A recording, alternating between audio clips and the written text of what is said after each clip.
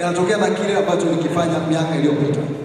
Ili jengo aliwahi kuwepo, ila kuna kitu kiliwekezwa ndio kimekuja kuota. Kwa hiyo unatende mema. Swali, kila mtu ameumbwa kwa kazi. Je, unatumika kwa kazi hiyo? Kila mtu ameumbwa kwa kazi. Je, kama umeletwa kanisani na kuna ujenzi, kuna kuchangia ujenzi. Kama umeingia kwenye kwaya kuimba, umekuja kwa ajili ya kuimba. Je, unatenda kazi hiyo uliyoletewa au uko kufuata? Katika hatua ya pili, uaminifu. Tumesema maana ya uaminifu ni kutenda bila kusimamiwa. Kwamba wakati unatoa ulilazimishwa, unatakiwa kutoa kwa kupenda. Zipo baraka kama kutoa kwa kupenda, lakini hakuna baraka kwa kulazimishwa. Kwa sababu hujui unachokifanya. Ukijua kwamba wewe mapato yako, maisha yako ni Mungu, lazima mheshimu. Sasa hakuna mtu zaidi ya Mungu hapa duniani. Pia unatenda bila kusimamiwa. Utakiwa kusimamiwa. Tukisema wenye nyumba, ona kwa sababu unajua wenye nyumba. Lakini mpaka tufuate wewe si una nyumba. Hapa hakuna baraka. Hakikisha unatenda bila kusimamiwa. Hata kazini, sisi tu mabalozi wa Kristo kwenye kazi tunazofanya kwa ofisini. Hakikisha hata kwenye biashara, fanya bila kusimamiwa. Sio mpaka mzee awepo ndio ufungue. Sio mpaka nani awepo ndio ufanye kazi. Hakikisha unatenda bila kusimamiwa. Ukifanya hivyo, Mungu atafungua fursa. Watu wengi duniani wamekwama ni kwa sababu wanasubiri wasimamiwe. Ukienda ofisi nyingi hata za serikali, watu kama kiongozi wao wapo na wao wapo. Ukienda kwenye biashara kama bosi wao wako wanacheza karata, hawasimami. Wewe unahitaji kusimamiwa. Hapo kuna roho ya uaminifu. Sisi kama watu ambao tunaokoka tunahitaji kuwa waaminifu hata katika kazi chache ambazo tumeaminiwa kwa kusimamia, ili Mungu atukuzwe kwa hizo kazi. Kwa kuweka Mungu mbele kuliko faida binafsi. Hatua nyingine kwenye uaminifu ni kuweka Mungu mbele kuliko faida binafsi. Watu wengi sana duniani Mungu ni wa mwisho. Wanaosema Mungu mimi ni wa kwanza tu, wanyoshe mkono. Kama Mungu ni wa kwanza, nyosha mkono. Wewe kama unaamini Mungu kwako ni wa kwanza, nyosha tu mkono. Kuliko maisha yako binafsi. Sasa ngoja tu. Watu wa kwanza. Wewe wa kwanza. Mungu kuliko maisha yako binafsi. Sasa kama Mungu ni wa kwanza kuliko maisha yako binafsi, angalia ni kiwango gani umetoa mchana wa leo. Piga gharama ya kuangalia kichwani mpaka chini, uone kiwango gani umeinvest. Na kwa Mungu umeweka kiwango gani? Je, Mungu ni wa kwanza kuliko maisha yako binafsi? Kumbuka wewe una budget hapa, ukitoka unataka ukaende ukaemee Mawenzi zaidi ya 30,000. Lakini ulipofika kwenye ujenzi umetoa 5,000, umetoa 2,000. Mungu hawezi kuwa wa kwanza. Hatuwezi kufanya unafiki kwenye kanisa la Mungu. Mungu akiwa wa kwanza unamuishia yeye. Anabaki yeye kwa ndio chanzo cha mapato yako. Anabaki kwa chanzo cha miujiza yako. Hata uhai unao ni muujiza. Unaweza ukalimbikiza kila kitu, lakini Mungu akasema mimi nakuhitaji jioni ya leo. Nakuhitaji mchana wa leo. Nakuhitaji sasa. Vyote ndio vipanga sitimie. Lakini ukimpa nafasi Mungu ya kwanza, yeye anafanya maisha yako. Jitahidi Mungu kumpa kuwa wa kwanza. Mwambie Mungu mchana wa leo, Mungu kawe wa kwanza kwenye kazi zangu. Kawe wa kwanza kwenye maisha yangu. Kawe wa kwanza kwa watoto wangu. Hata akili ni Mungu anakupa. Sio kwamba wewe ni mjanja kwa watu wote. Kwa lazima Mungu anatakiwa kuwa wa kwanza kuliko faida. Mara nyingi kwa Mungu unaanza kutoa kuliko kupokea. Kwa Mungu unatakiwa kutoa kwanza kabla ya kupokea. Alafu Mungu anakuja kukupa. Sasa Wakorintho wa kwanza, msomaji wangu, sura ile ya 4 na mstari wa 2. Ili neno hili lithibitike. Wakorintho wa kwanza 4:2. Sura ya 4 mstari wa 2 inasema. Yes. Hapo tena inayohitajiwa katika mawakili ndiyo mtu aonekane kuwa mwaminifu. Mstari wa 3, lakini kwangu mimi si kitu kabisa nihukumiwe na ninyi, wala kwa hukumu ya kibinadamu, wala sijihukumu hata nafsi yangu. Tosha. Hapo tena inahitajika katika mawakili ndivyo mtu aonekane kuwa mwaminifu. Kwa sisi tunatakiwa kuwa mwaminifu katika mambo yote, tunatakiwa kuwa mwaminifu ili Mungu aweze kutubariki. Lakini tunataka mambo ya, lakini tumekataa mambo ya aibu. Sisi kama Pentecoste au watu tuliookoka, tunataka tusiwe na aibu, tusiwe na mambo yote ya aibu. Tunataka kuwa waaminifu hadi kufa. Hatuendi kwa ila, utakiwi kuwa na ila. Kama unafanya ondoa ila, ondoa ila. Wewe sasa mtu unampenda, pana hapo unasema Bwana Yesu asifiwe, amina za uzima. Ikifika kwenye michango haupo. Kwa vijana hapa wanatangaza uchumba, tunasherehekea. Sasa subiri vikao vyao, 2, 3, 4. Afadhali mimi napenda kupenda ubarikiwe, ubarikiwe nini? Ni unafiki. Hatuwezi kuishi kiunafiki. Takiwa kuwa waaminifu.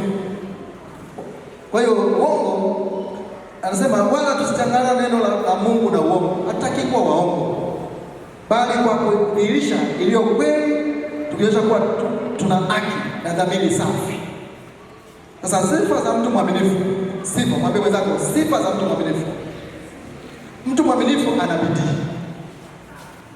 Ana bidii katika kazi yake binafsi, ana bidii katika kazi ya Mungu, ana bidii kwa maisha yake. Kama unaona bado bidii hauna, mwambie mwenzako bidii ni mtaji. Bidii ni mtaji. Kwa sababu bidii itakufanya upate manufaa mengi duniani. Hatuwezi kuokoka tukabaki vile vile tulivyo. Natakia tubadilishe ili watu wavutiwe na mwenendo wetu mwema. Lakini kama hauna bidii, bado neno utakuwa gumu kulihubiri. Sasa hivi tunasema mwende mkahubiri. Kuna watu wanaweza kauliza, hivi kanisa lenu liko wapi? Kama kanisa lenyewe lina bidii ya kujengwa, kanisa letu unakatakata kona, yaani una make reference ya kanisa kupitia jirani. Hivi kwa mfano wale vijana ambao tuko ghetto rafiki. Kama una ghetto ya aibu, uweze kuelekeza watu kwako. Kama unaishi ghetto ya aibu, uweze kuelekeza watu kwako. Unajua ile bar ya Sunset. Yaani nataka mtu ile bar ya Sunset. Pale sio unaona mbao. Ukifika hapo wewe upigie simu. Lakini hapo ukienda maweza sasa okay, unalifahamu ile kanisa la ghorofa lile lililoko Shamba, pale ndipo kanisa kwetu. Yaani you feel proud. Sasa hiyo bidii imewekeza kulijenga ili kanisa likuwepo. Kuna bidii ya watu wametoa hela zao kwa uaminifu likajengwa. Kwa tunahitaji kuwa na bidii katika kazi. Tunahitaji pia kutii. Mtu mwaminifu anatii. Sema unatakiwa kutii, sababu ukitii ndio inakuja kufuata baraka. Kwa fanya hiki. Kwa sababu tunasema toeni hela za ujenzi. Unatoa. Inatoka Mungu bariki watu wao. Kama hauko kwenye kutoa baraka zile hazipo. Kwa kutii ni zile kwa uaminifu. Lakini pia haufanyi kwa kujionyesha. Yaani kutoa sio mpaka ujionyeshe kwamba unajua bila mimi haiwezi kwenda. Jamani, kazi ya Mungu haina mwenyewe. Mshike mkono mwambie mwenzako kazi ya Mungu haina mwenyewe. Ni ya Mungu mwenyewe. Hata nisipofanya kuna mtu atafanya. Hata mimi nisipotoa kuna mtu atatoa. Mungu anayo kusudi yake kwa kazi yake. Kwa tunapofika kwenye kazi ya Mungu, hakikisha anakuwa na bidii. Hakikisha anakuwa mwaminifu. Anakuwa pia hakikisha anakuwa na moyo wa kutoa. Jamani wazazi, tunapotangaza uchumba, zawadi hizi tunazoziona zinatolewa ni matokeo ya kutoa. Harusi unazoziona zinafanyika hizi ni matokeo ya watu walipanda. Ndivyo ilivyo pia kwa Mungu. Ukitoa kwa Mungu, Mungu anakumbuka, anakuja kulipa. Hakuna watu duniani walifanya kwa Mungu wakabaki hawapo. Kwa afanye hii inaitwa Wakolosai 3:23. Wakolosai 3:23. Wakolosai sura ya 3 na ule mstari wa 23. Wakolosai sura ya 3 mstari wa 23. Yes. Lolote mfanyalo, lifanyeni kwa moyo, kama kwa Bwana, wala si kwa wanadamu. Amen. Lolote, neno Mungu nasema, lolote mfanyalo, lifanyeni kwa moyo, kama kwa Bwana, kama kwa Yesu, wala si kwa wanadamu. Vitu vingi vilivyosababisha watu wengi wasiendelee ni kuhisi kuna mtu anafaidi. Niseme tu, wachungaji wengi wameshindwa kuendelea wakiamini akijenga mtu yule mchungaji fulani anainuliwa. Hii ni kwa Bwana. Hili jengo sio la mchungaji Fungo, hili jengo sio la wazee wa kanisa, hili jengo sio la waimbaji praise. Hii ni kwa Bwana. Kwa unapotoa, toa kama unatoa kwa Mungu wako. Usitoe kama unajua mwenyekiti atapata sifa zipi. Kama unatoa kwa ajili ya mwenyekiti, kama unatoa kwa ajili ya mchungaji, ulishakula kabisa. Toa kwa Bwana. Toa kwa nani?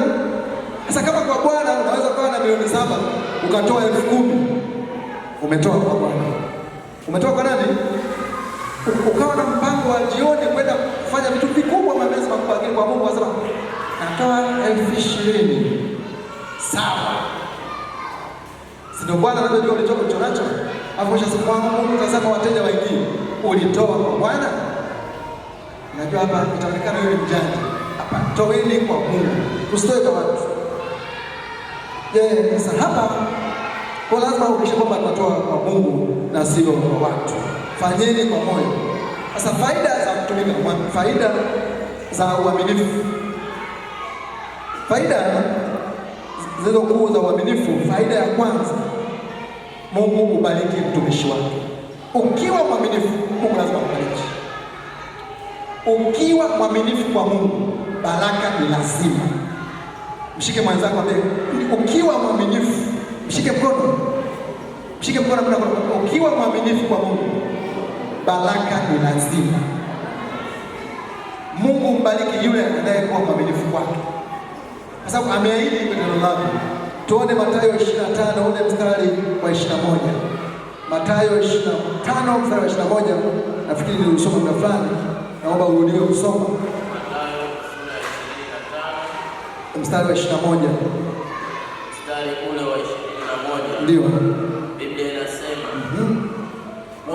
Bwana wake akamwambia, vema mtumwa mwema na mwaminifu. Mtumwa mwema na nini? Mwaminifu.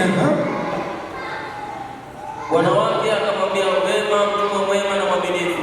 Ulikuwa mwaminifu kwa machache, nitakuweka juu ya mengi. Ingia katika furaha ya Bwana wako. Amen.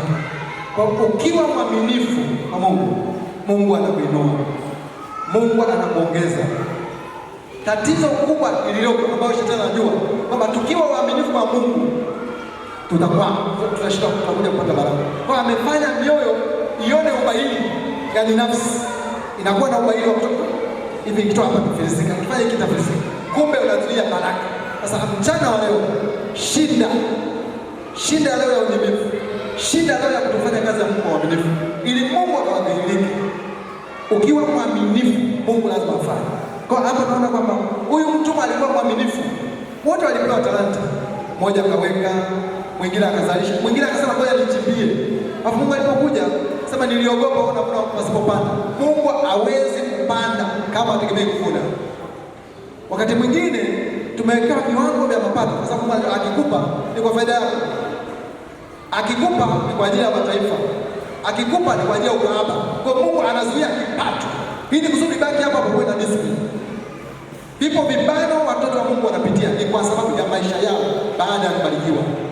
Mtu akishabarikiwa kusema kanisa lenyewe halina hata vioo.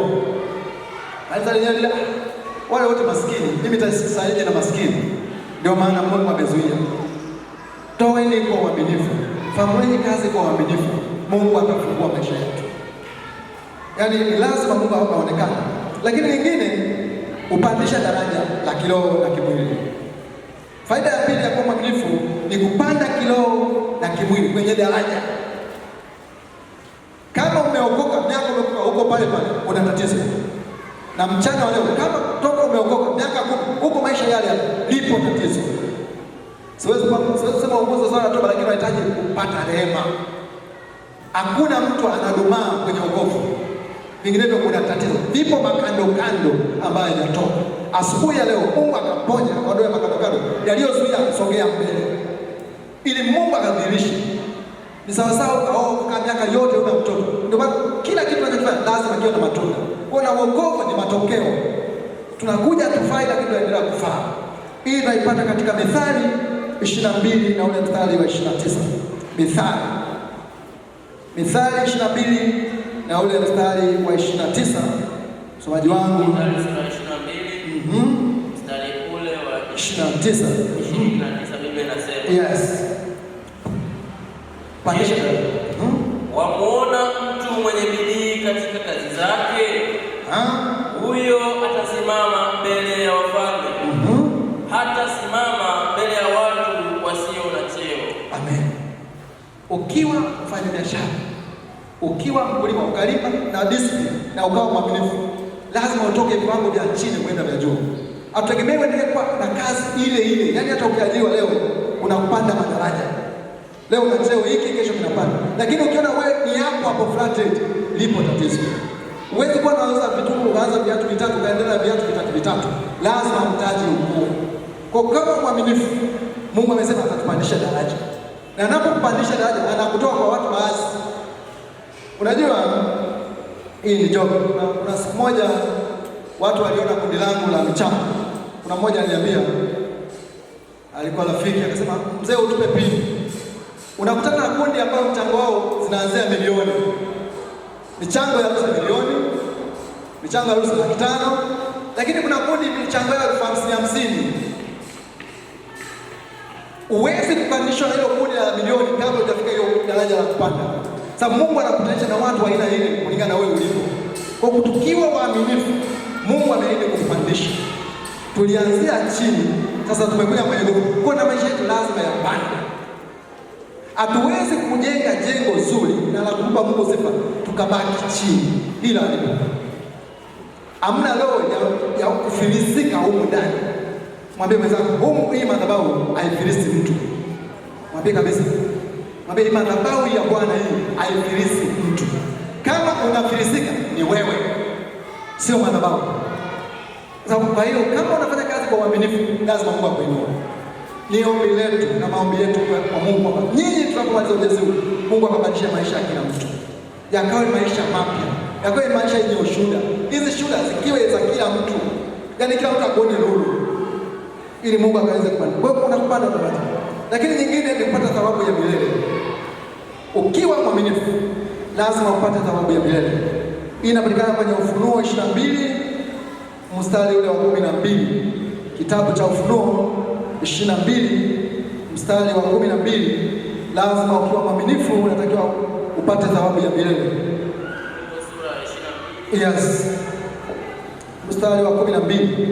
Mstari wa 12 inasema, yes. Tazama naja upesi. Na malipo yangu yako pamoja nami. Kumlipa kila mtu kama kazi yake ilivyo. Kumlipa kila mtu kama kazi yake ilivyo. Kwa usije, ndio maana mimi maombi yangu nawaita wanafunzi kwa lazima. Sababu najua faida ya kutoa sasa. Najua faida ya uaminifu wa biashara sasa. Najua faida ya wenye nyumba kwa sasa watakaoifanya kwa Mungu.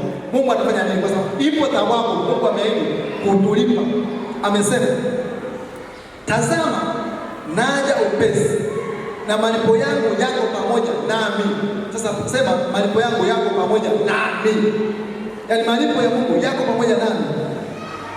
Ili kwa nini yako pamoja nami? 12. Anasema, rudia tena. Tazama naja upesi. Yes. Na malipo yangu yako pamoja nami. Kumlipa kila mtu kwa kazi kama kazi yake ilivyo. Kwa hiyo kwa kadri unavyojitoa kwa Mungu, kwa kadri unapofanya kazi kwa Mungu, malipo ya Mungu yako pale pale. Haijalishi ulitoa kwa kiwango gani, haijalishi umefanya kwa kiwango gani, malipo ya Mungu yako pale pale. Endelea kutoa, endelea kufanya kazi kwa uaminifu, endelea kufanya kazi ya Mungu pasipo manunguniko. Mungu anaenda kukulipa. Huwezi kupata fadhila za kibinadamu wewe muishie Mungu. Wanataka tukifanya katikati ya safari ya maisha. Inawezekana asifanye leo, lakini baada ya miaka watasema hakika yupo Mungu katika baba huyu, yupo Mungu kwa mama huyu, yupo Mungu kwa mtoto huyu. Lakini la mwisho, athari sasa. Mungu wangu. Na hatua faida ya 4 ni kumpendeza Mungu. Mungu anatafuta uaminifu na sio wakamilifu. Unasema mtu mimi nishajitosheleza, au hujakamilika. Tunahitaji ukamilishwa na Mungu. Hakuna mtu aliyekamilika hapa duniani. Tunahitaji ukamilishwa na Mungu. Wewe unaweza kusema nina kila kitu. Pesa sio kila kitu kuliko baraka. Tafuta baraka za Mungu. Baraka za Mungu utajirisha kuliko mali. Sasa athari za kutotumika na Mungu, athari sana ni kupoteza kusudi la maisha. Usipotumika na Mungu, lipo athari ya kupoteza kusudi la maisha.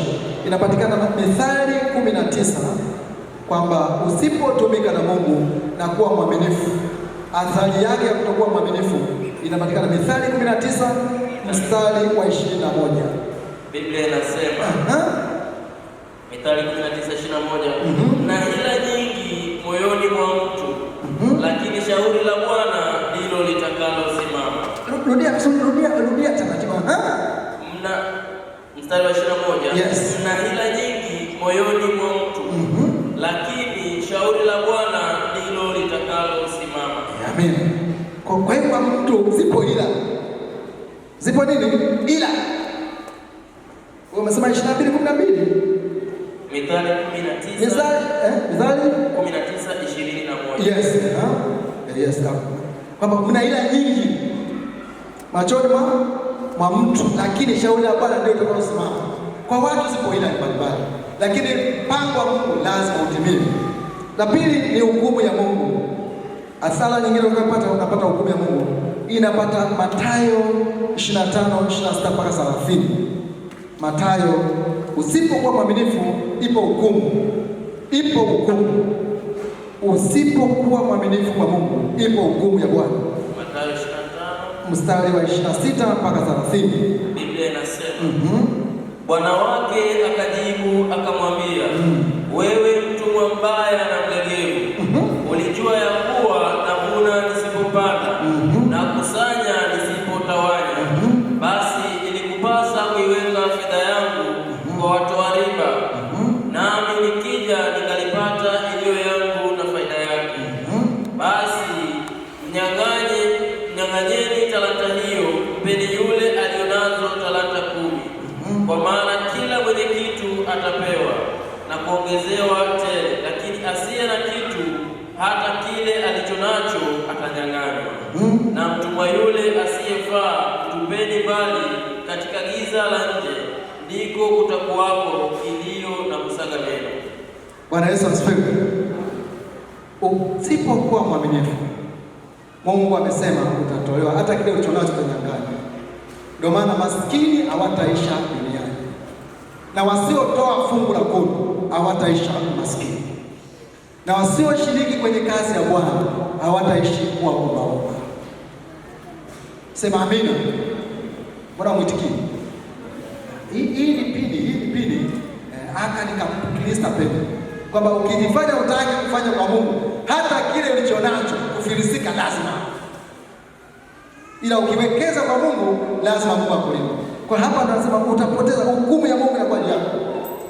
Mungu amekuamini ili ufanye kazi yake, afu wewe utafanya kazi yake. Lakini nyingine ni kupoteza baraka. Baraka nyingi zipo ndani kwa kazi ya uaminifu, lakini nyingine ni kiroho kudumaa. Usipokuwa mtoaji na mtu wa Mungu mwaminifu, lazima utakuwa ni usiyetumika, na mwisho wa siku utakuwa ni nusu. Sasa mifano ya Biblia, kwa sababu yalikuwa maneno mengi, mifano ya kwenye Biblia ya watu waliokuwa waaminifu na walibarikiwa. Mtu wa kwanza andika anaitwa Ibrahimu. Mwanzo 12:1 mpaka 3. Ibrahimu alitii wito wa Mungu, akaahidiwa kuwa baba wa mataifa. Tusomee Mwanzo 12:1 mpaka 3. Biblia inasema, Bwana akamwambia Abrahamu, toka wewe katika nchi yako na jamaa zako, na nyumba ya baba yako, uende mpaka nchi nitakayokuonesha. Nami nitakufanya wewe kuwa taifa kubwa, kulikuza jina lako, nawe uwe baraka. Amen. Nami nitawabariki wakubarikiwe, naye akulaanie nitamlaani. Amen. Na katika wewe jamaa zote za dunia watabarikiwa. Amen. Kwa utii uleta baraka. Kama Ibrahimu asingetii, asingekuwa baba wa mataifa. Lakini kuna neno nasema nawe uwe baraka. Watu wa Mungu wana mafiga. Kama Mungu amekupa nafasi, kawe baraka. Kama Mungu amekupa kazi, kawe baraka. Kama Mungu amekupa biashara, kawe baraka. Usiwe binafsi. Sababu Mungu ameruhusu baraka ili uwe lango la watu wengine. Uwezi kupata baraka kama umejifungia. Fungua milango kwa watu wengine wamuone. Fungua milango kwa kanisa. Fungua milango kwa kazi ili Mungu wakamuone Mungu wako unayemtumikia. Lakini kama utakuwa umebarikiwa lakini bado umejifungia, uweze kupata baraka na utakuwa wa mataifa. Lakini ya pili, mtu wa pili kwa hiyo ni Yusufu. Yusufu alikuwa mwaminifu hata katika mateso. Lakini mwisho akawa waziri mkuu. Mwanzo 39:2-4. Biblia inasema ndio, Bwana akawa pamoja na Yusufu. Bwana akawa pamoja na Otieno. Mwambie Bwana pale kwenye Yusufu andike jina lako. Bwana akawa pamoja na Noa. Naye akastawi. Naye akastawi Oscar. Naye alikuwa katika nyumba ya bwana wake yule Misri. Bwana wake akaona ya kwamba Bwana yu pamoja naye. Amen. Na ya kuwa Bwana anafanikisha mambo yote mkononi mwake. Amen. Mstari wa 4. Yes. Yusufu akaona neema machoni pake, akamtumikia. Naye akamweka kuwa msimamizi wa nyumba yake, na yote yaliyomo akayaweka mkononi mwake.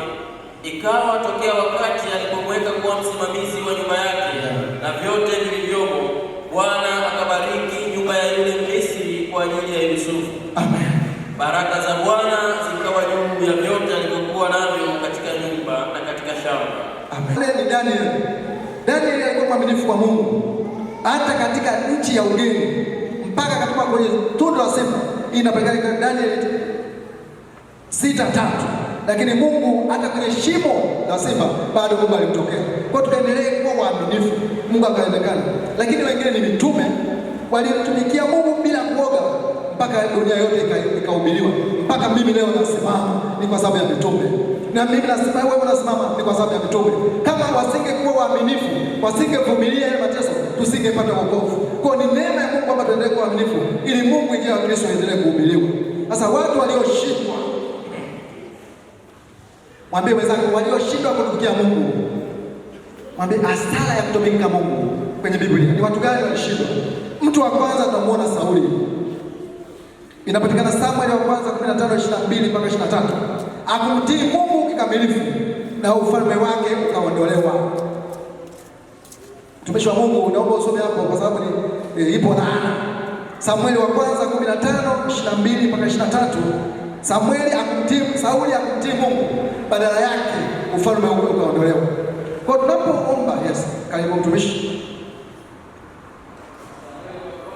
15:22-23.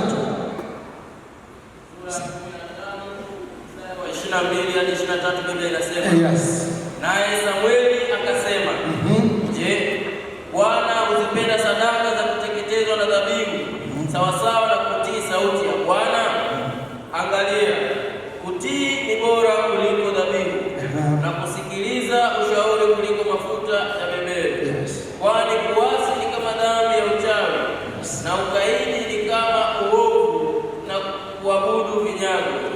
Kwa kuwa umelikataa neno la Bwana, yeye naye amekukataa wewe usiwe mfalme. Amen. Kwa baada ya kukataa neno la Bwana, baada ufalme wake umesitishwa, ni wakati wa kukumbuka kwamba wapi umekosea, rudi ili Mungu aendelee kutumia. Wapo watu wengi, inawezekana mchana leo imekuja kwa ajili ya kuponya, ulitaka kuasi, ulitaka kuacha huduma Mungu, lakini Mungu anasema rudi ili usije ukafika ukomo wa maisha yako. Hapa tunaona kwamba jamani, Mungu azidi kuwa upande wetu. Wa pili ni Yona. Tunasoma sura ya kwanza 1-3, alikimbia wito wa Mungu, lakini bado alienda kupata mateso kwenye tumbo la samaki. ni kwa sababu ya kutokutii neno la Mungu. Kwa hiyo tunahitaji kutii ili tuweze kuona baraka za Mungu. Mwingine ni mtumwa mvivu kwenye talanta ambayo tumesoma 24 mpaka 30, akutumia alichopewa. Mungu amekuamini, tumia gharama aliyokupa kuifanya baadhi ya kazi ya Bwana. Ninapoenda kuhitimisha ujumbe wangu wa leo, yapo maswali ya kujiuliza. Je, unamtumikia Mungu kwa uaminifu? Je, ni gharama gani Mungu amekupa na umeficha unataka kuitumia? Je, uko tayari kutumika na Mungu leo? Haya ndio maswali ya msingi ya kujiuliza. Wito wangu, amua leo kumtumikia Mungu. Amua leo, usiangalie majirani, usiangalie ndugu, sema mimi nakuishia Mungu nikutumikie. Anza na kile ulicho nacho. Mungu hahitaji vingi, kile alichokupa ndicho unataka kutoa. Uwezi kutoa milioni, uwezi kutoa 700,000, lakini kile ambacho Mungu amekuamini nacho, anza na hicho. Lakini sio kufedhesha hata Mungu ambacho amekupa ukashindwa kutoa. Usisubiri mazingira mazuri. Kuna watu wanasema nikipata hela ndio nitatoa. Wewe unajua lini utapata hela? Toa hicho Mungu alichokupa. Nikitajirike kwa gari mimi ndio nitatoa mizigo ya sementi. Toa hicho alichokupa. Unajua hata wewe wako. Toa pale pale. Subiri nikioa ndio nitahudumu. Subiri nikifanya ndio haiwezekani. Wakati ni sasa. Wakati ni huo kutumika na Mungu. Tumika wakati huo. Nikimaliza chuo ndio nitaimba kwaya. Unajuaje kama utaimba utakuja utamaliza chuo? Ratiba iko mkononi mwa Mungu. Tujitahidi tumtumikie Mungu ili Mungu aonekane. Hii inapatikana kwa Galatia 6:9. Tunapohitimisha Galatia 6:9, rafiki yangu msomaji wangu mzuri wa Galatia 6:9. Hapo tena Galatia 6:9. Tena tusichoke katika kutenda mema. Maana tutavuna kwa wakati wake tusipozimia roho. Amen. Tena tusichoke kutenda mema. Tena tusitoke kutoa. Tena tusitoke kuwahudumia wahitaji. Tena tusitoke kuwafariji watu. Hili maana tutavuna kwa wakati. Kila unachopanda utavuna. Kila unachopanda utavuna.